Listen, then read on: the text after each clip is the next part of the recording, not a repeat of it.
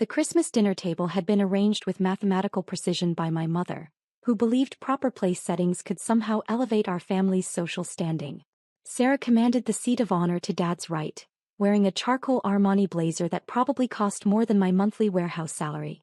Her startup, TechFlow Solutions, had completed what she constantly referred to as their Series B funding round, venture capital terminology she wielded like a weapon in every family conversation for the past 6 months. The due diligence process was absolutely brutal, Sarah declared, adjusting her designer watch as she carved her prime rib. 3 months of investors crawling through every aspect of our business model.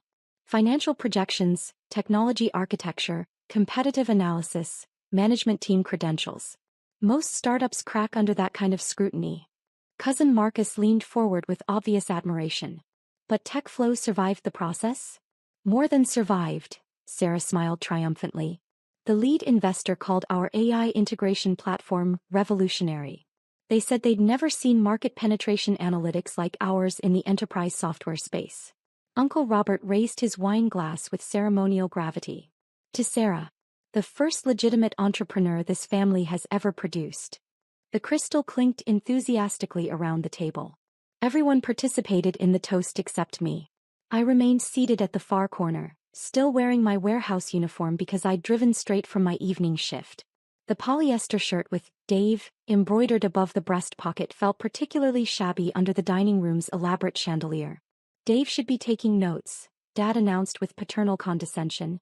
Maybe he'll absorb some business wisdom through osmosis. Sarah set down her fork with theatrical precision, clearly preparing for a moment she'd been orchestrating all evening. Actually, Dad, that comment perfectly illustrates something important I wanted to discuss with everyone tonight. The room fell silent with anticipation. Mom paused mid-bite, sensing drama approaching. I've been analyzing our family's collective financial trajectory, Sarah continued, producing her phone and swiping to what appeared to be a professionally designed presentation.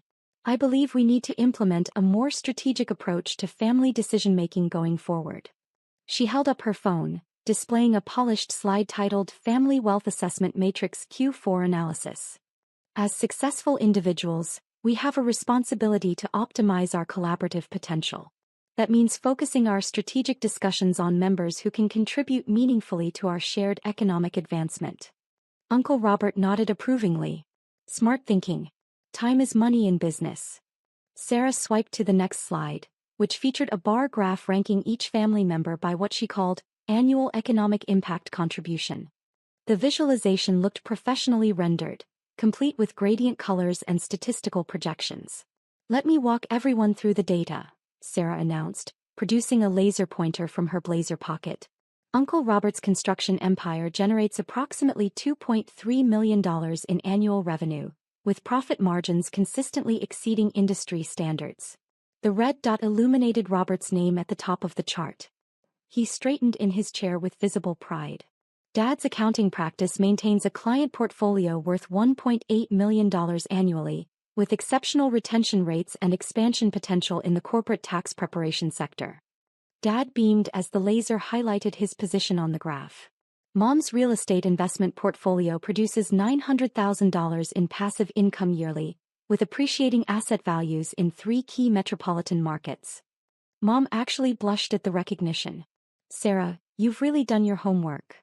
Marcus just earned promotion to regional sales director at his pharmaceutical company. That translates to $450,000 in annual compensation, plus performance bonuses that could push him well into 6-figure territory. Marcus raised his glass in appreciation. The research phase paid off, apparently.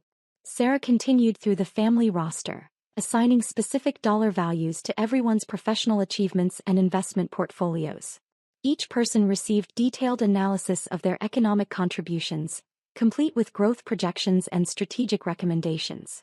And finally, Sarah paused dramatically, allowing the laser pointer to drift toward the bottom of her chart. We have Dave. The red dot landed on a bar so small it barely registered on the graph scale. Warehouse operations specialist. $38,000 annual salary, no performance bonuses, no advancement track.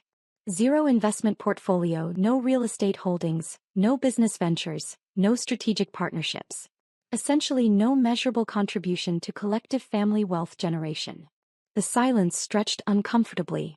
I continued eating my dinner, focusing on the perfectly prepared vegetables Mom had spent hours preparing. Now, I want to emphasize that everyone has value, Sarah added quickly, though her tone suggested otherwise. But from a purely strategic standpoint, family meetings should prioritize discussions that require genuine business sophistication. Cousin Jenny shifted uncomfortably. What exactly are you proposing?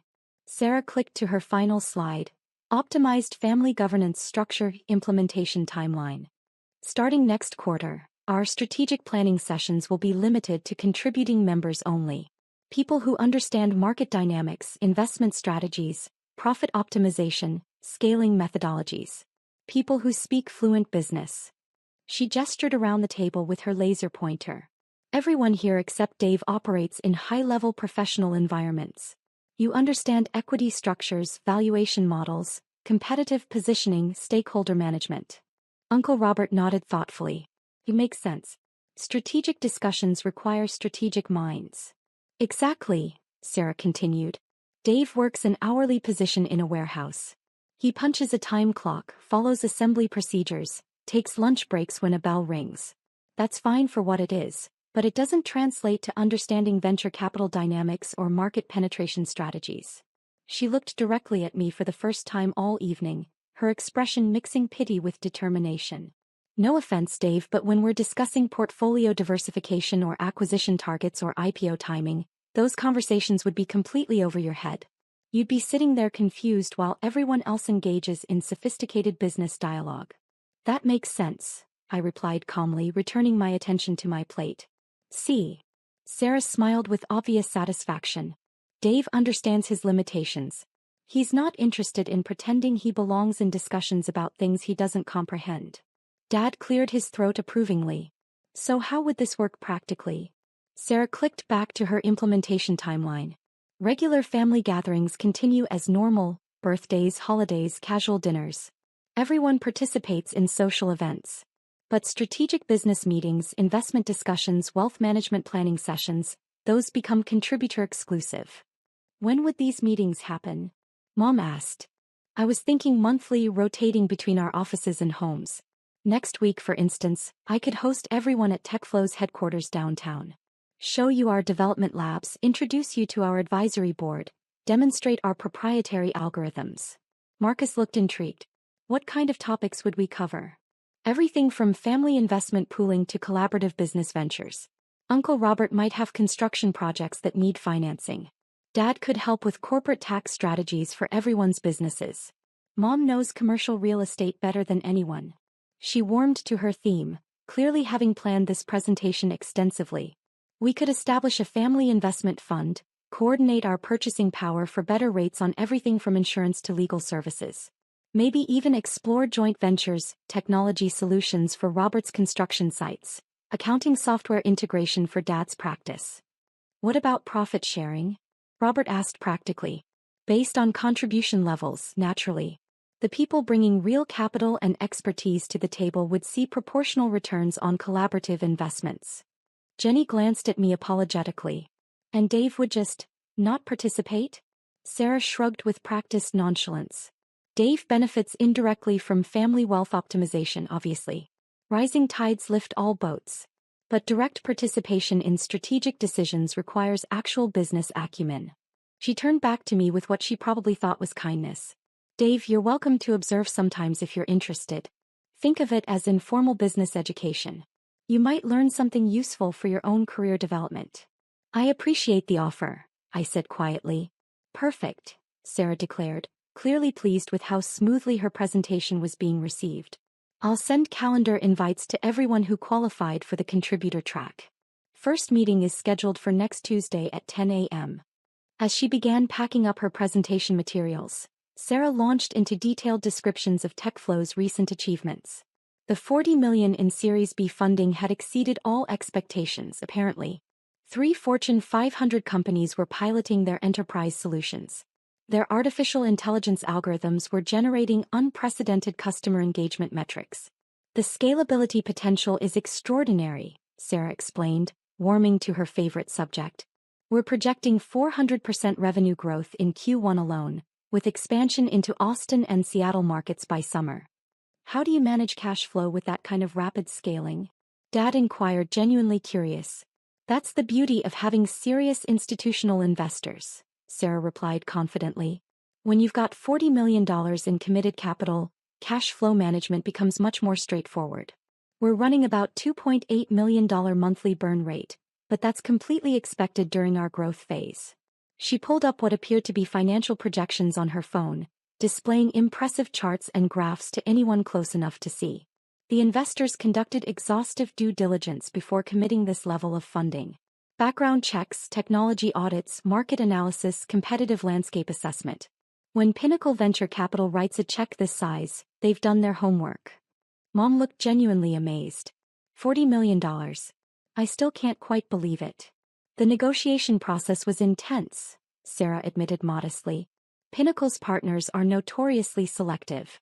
They typically only fund companies with proven management teams and revolutionary technology platforms. She glanced meaningfully around the table. My computer science background from MIT and my previous experience in Google's AI division really distinguished TechFlow from other startups competing for their attention. Cousin Jenny looked puzzled. Wait, I thought you studied communications at State University? Sarah waved dismissively. I completed additional coursework through MIT's executive education program, plus extensive professional development at Google. Same technical foundation, really. The conversation continued for another hour, with Sarah providing increasingly detailed explanations of venture capital dynamics, artificial intelligence applications, and her company's proprietary technological advantages. Everyone listened with rapt attention, asking sophisticated questions about market positioning and competitive differentiation. I finished my dinner in comfortable silence, occasionally nodding when someone made eye contact, but primarily just observing the family's genuine fascination with Sarah's entrepreneurial success story. The most exciting development, Sarah concluded as Mom began serving her famous apple pie, is that several board members want me to consider launching my own venture capital fund eventually.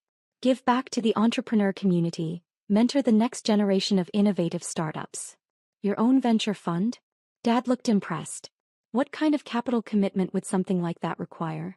Probably start modestly, maybe $50 or $60 million for the initial fund, Sarah replied as casually as discussing lunch plans. But with the right limited partners and a solid track record, you can scale to hundreds of millions pretty quickly. Limited partners? Mom asked. The institutional investors who provide capital to venture funds, Sarah explained patiently.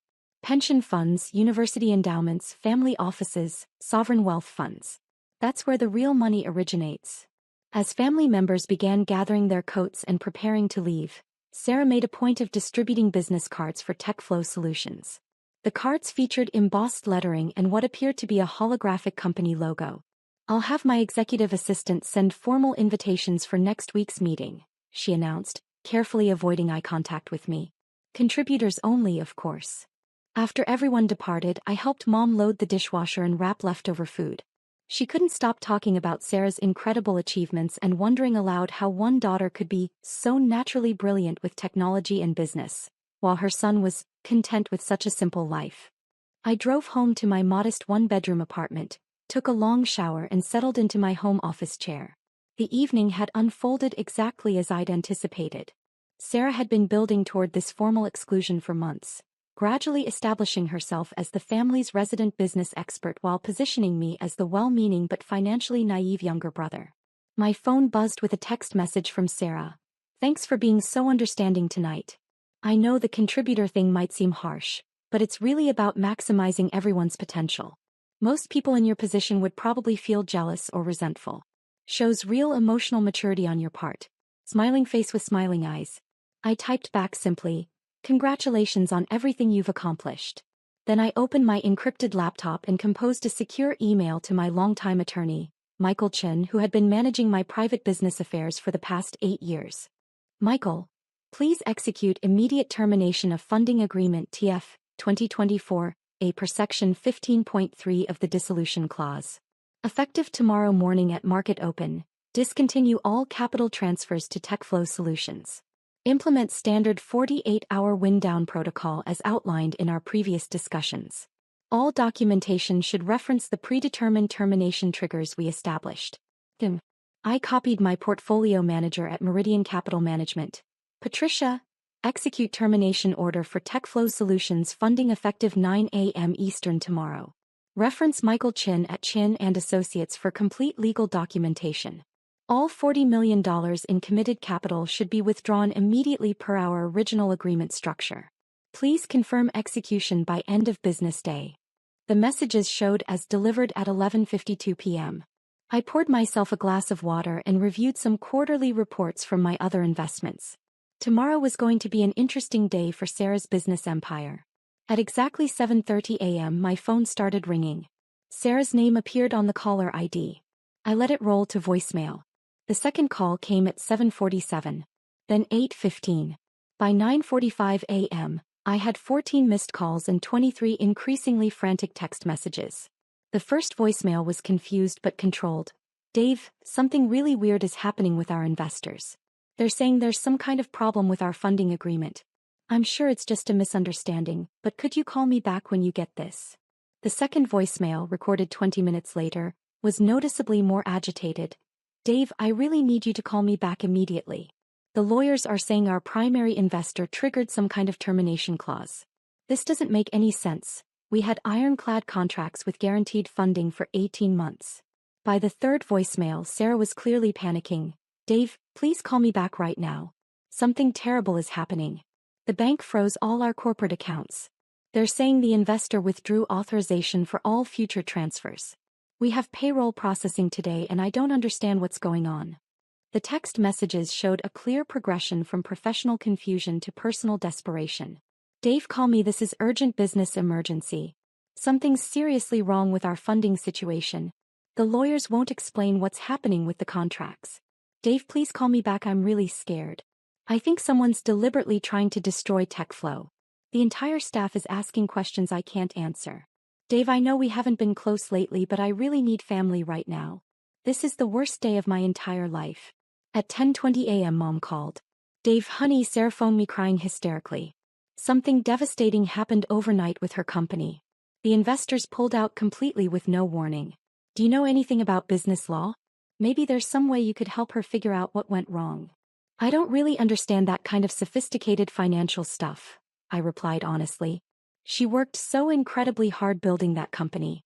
I can't comprehend how investors can just change their minds like that without any explanation. At 11:35 a.m. Sarah called again. This time I answered. Dave, she sobbed into the phone, her voice raw from crying. Oh, thank God you picked up. Something absolutely horrible happened. Someone completely destroyed my company overnight. What do you mean destroyed? I asked calmly. The investor, the one who gave us the $40 million, they terminated our entire agreement. Just like that. No explanation, no warning, no negotiation. The lawyers are saying there was some clause buried in our contracts that allowed them to withdraw all funding with only 48 hours notice. That seems like an unusual contract structure, I observed. That's exactly what I said. It doesn't make any business sense. We went through months of due diligence, we had comprehensive legal protections, we had guaranteed funding commitments. How can someone just decide to take back $40 million? I could hear her hyperventilating between sentences. Sarah, tried to breathe slowly. What exactly did the lawyers explain about this termination clause? They said our primary investor, some entity called Meridian Holdings, exercised a unilateral termination provision. But Dave, I don't even remember signing anything with Meridian Holdings. Our investor was supposed to be Pinnacle Venture Capital.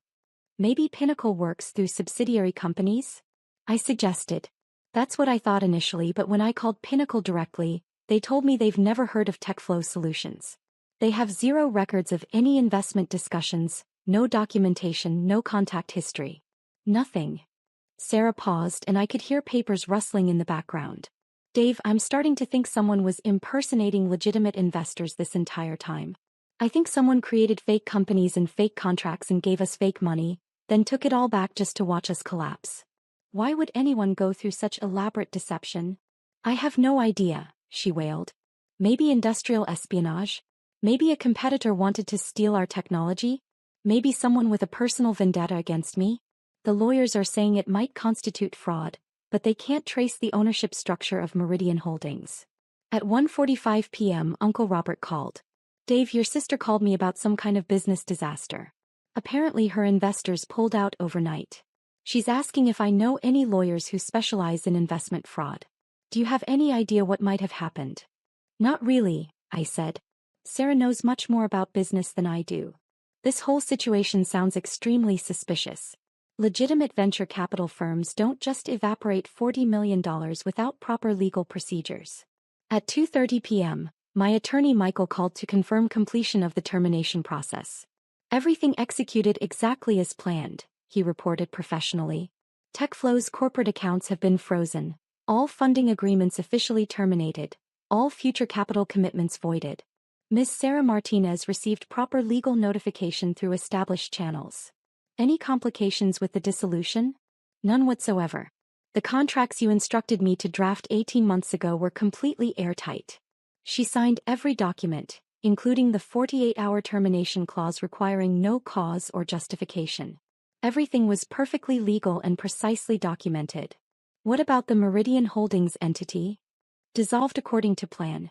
All corporate documentation sealed for 7 years per Nevada privacy statutes. No traceable connections to any of your other business entities or personal assets. That evening around 6 p.m. Sarah called one final time. Dave, I need to ask you something personal and please don't take this the wrong way. Okay. Last night at dinner when everyone was laughing about the business meeting exclusion thing, you seemed, I don't know, unusually calm. Most people would have been angry or hurt or embarrassed. I wasn't angry, I said truthfully. But weren't you at least hurt? When I basically announced that you weren't smart enough to participate in family business discussions anymore. I considered this carefully. Sarah, you made a decision based on what you genuinely believed was best for everyone involved. I can respect that reasoning. She was quiet for a long moment, and I could hear her breathing slowly on the other end of the line. Dave, do you think this could be karma? Like the universe somehow punishing me for being cruel to you? I don't really believe in cosmic justice, I replied. Because if this is some kind of karmic retribution, I want you to know that I'm truly sorry. I never meant to hurt your feelings. I was so proud of what I thought I'd accomplished and I wanted respect from everyone in the family, and I thought excluding you would make me seem more professional. Sarah, you don't need to apologize for being successful. But I wasn't actually successful, she cried. None of it was real. Someone was manipulating me this entire time. They gave me fake money and let me pretend to be important and brilliant, then they took it all away just to humiliate me in front of everyone. I'm genuinely sorry this happened to you. The absolute worst part is that I have to face everyone at next week's family meeting. I have to explain that there is no company, there never was $40 million in real funding, and I'm not the brilliant entrepreneur I pretended to be. She started sobbing again, deep wrenching sounds that made my chest tighten with sympathy. Dave, will you please come to the meeting? I know I said you weren't qualified to participate, but I can't face everyone alone. I need at least one person there who won't judge me. Of course I'll be there, I said immediately. Thank you, Dave. Maybe you could sit next to me this time? Instead of way down at the end of the table where I banished you. If that's what you want. The family meeting had been scheduled for the following Tuesday at Sarah's downtown office. Except Sarah no longer maintained an office downtown. The building's management company had terminated her lease that morning when TechFlow's bank accounts were frozen and rent payments bounced. Instead, we reconvened in Mom and Dad's living room. Sarah sat curled up on the sofa looking like she hadn't slept in a week, wearing faded jeans and an oversized sweater instead of her usual designer business attire. As promised, I took the seat directly beside her. I have some very difficult news to share with everyone, Sarah began, her voice barely audible. TechFlow Solutions no longer exists. The room immediately erupted in confused questions and concerned murmurs. Sarah held up her hand weakly, requesting silence. Let me explain what happened as best as I understand it, she continued. Yesterday morning, our investors withdrew all funding with no advance warning. $40 million simply disappeared from our accounts overnight. Uncle Robert leaned forward, frowning. How is that legally possible? Apparently there were clauses in our contracts that I didn't fully comprehend when I signed them. The investor had the right to terminate our agreement with 48 hours notice, for any reason or no reason at all. Dad looked stunned. Sarah, how do you sign a $40 million contract without understanding the termination provisions? Sarah's eyes filled with tears. Because I'm not actually as smart about business as I pretended to be. I was so desperate to seem successful and sophisticated that I signed documents I didn't really understand. But you said Pinnacle Venture Capital had done extensive due diligence, Marcus protested. You showed us all those financial projections and growth charts. That's the other problem, Sarah whispered. When I contacted Pinnacle directly, they told me they've never heard of TechFlow Solutions. They have no record of ever meeting with me, no documentation of any investment discussions. The room fell into shocked silence. So who gave you the $40 million? Jenny asked quietly. Some company called Meridian Holdings apparently. But my lawyers can't find any public information about them. No corporate website, no business registration, no contact information. It's like they never existed. Mom looked confused and frightened. Sarah, what are you saying? Sarah took a shaky breath. I think someone created an elaborate fake investment scheme specifically to deceive me. They impersonated legitimate venture capitalists, provided fake funding, let me build a fake company, then took it all away to humiliate me. But why? Robert asked. Who would go to such extreme lengths? I have no idea, Sarah admitted. Maybe someone who knew I was lying about my background and wanted to teach me a lesson.